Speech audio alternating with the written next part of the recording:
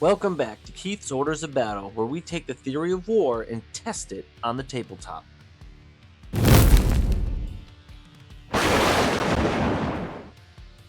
Most people watching this match saw teleport tricks, long charges, and probably a lucky roll that may have decided the game, but that's not what actually won or lost this battle.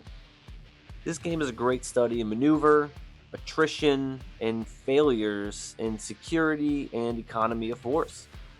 It was a clash written into the fabric of the Imperium itself, the demon hunters of Titan standing against the nightmare they were created to annihilate. It was a bloodbath, the table edges swapped, and victory was decided by a Hail Mary with wings. Let's break it down. Before we get into the maneuver, let's look at what was actually on the table. The Grey Knights ran a compact elite force, as they always are, with a mix of Strike Marines and Terminators, with supporting characters. No Dread Knights, no Dreadnoughts, no extra vehicles, just your standard infantry. This force was designed to be flexible, but not to be a brute force. The Demons, by contrast, brought raw pressure. Bloodthirster, Bellacore, Blood Crushers, Bloodletters, Chariots.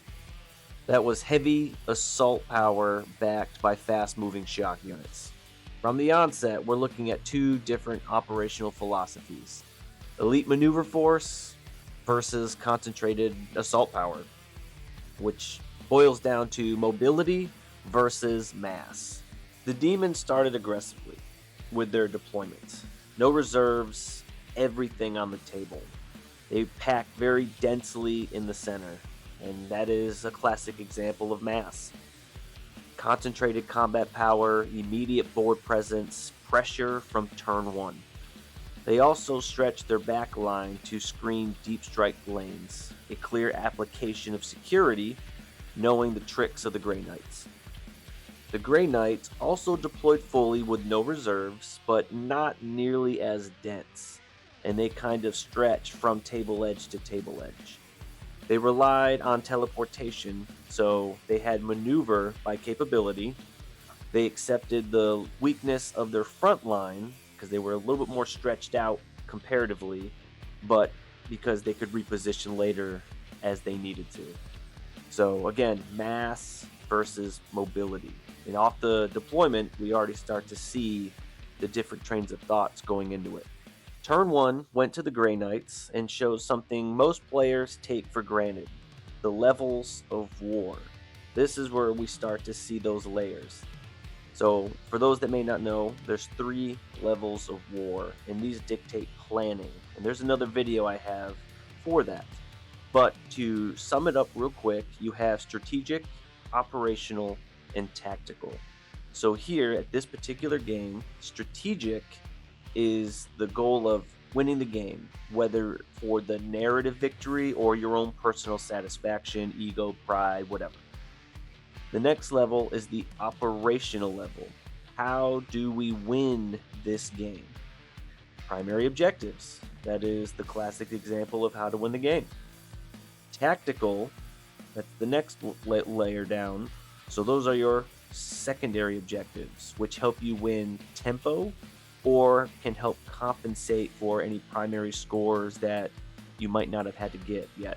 They'll help add points nonetheless, but they can also help you take out certain units and force your hand to change the battle space.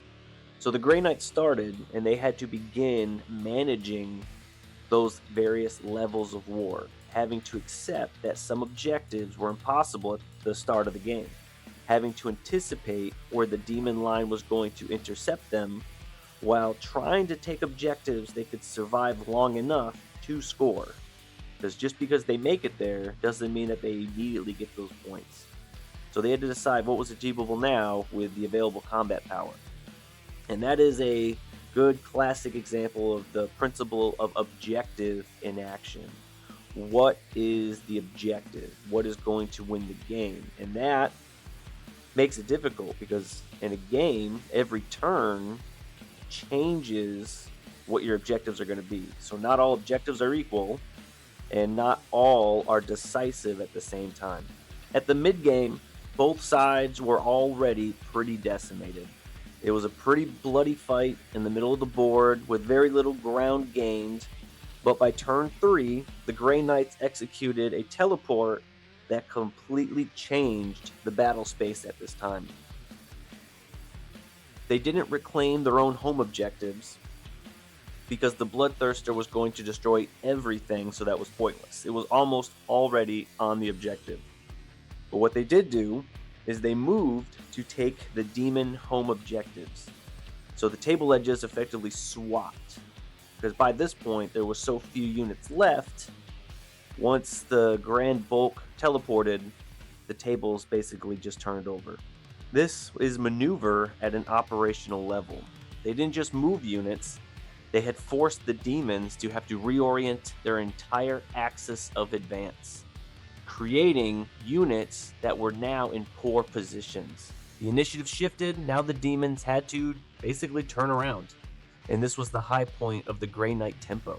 But maneuver creates opportunity, it doesn't necessarily guarantee survival. So some of the ideas here is that you get as far away from the big tanky hitters, hoping that they may not get to you in time, right? By the late turns, the Grey Knight forces that were left were very degraded. All that was left was a single Marine on the Demon's home objective and a brother captain on one of the Demon side objectives, and then Voldus and his squad in support between. Single models, remnants of their former self. This wasn't reckless economy of force, this was just attrition, eroding what they had left. And that erosion matters because now they don't have the security to ensure survival. Of the 3 units the demons had by this point, the demon chariot never reached the fight again. It was so mispositioned. It was a good example of economy failure on the demon side, but only after the teleportation. Had the table not shifted, the chariot would have easily have made it back into the combat. Bellicor was teleported using a command point back to intercept the Grey Knights in their home objective, leaving the Bloodthirster, the greater demon, to have to attempt to cross the entire table on foot and wings. One long advance, followed by one long charge, 2 rolls to contest the objectives enough to win the game. That charge contested the objective and won the game, not because of luck alone, but because the Grey Knights, though operationally brilliant, were thin at the decisive points. Mobility had created the advantage, but attrition had hollowed it, and security, the reduced remnants of the squads, did not help guarantee survivability. This match wasn't decided by necessarily the raw damage, because by the end, everybody was pretty hurt on both sides. It was mostly decided by maneuver creating an advantage, attrition degrading the force, security eroding over time, and one final contest at the decisive points. The only thing that really mattered wasn't scoring the points, it was just getting the charge in. That was it.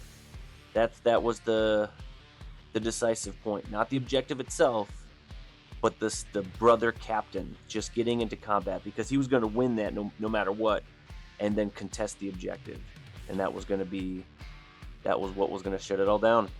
That's war theory, even in a fictional universe, because whether it's a real battlefield or tabletop, the principles still apply.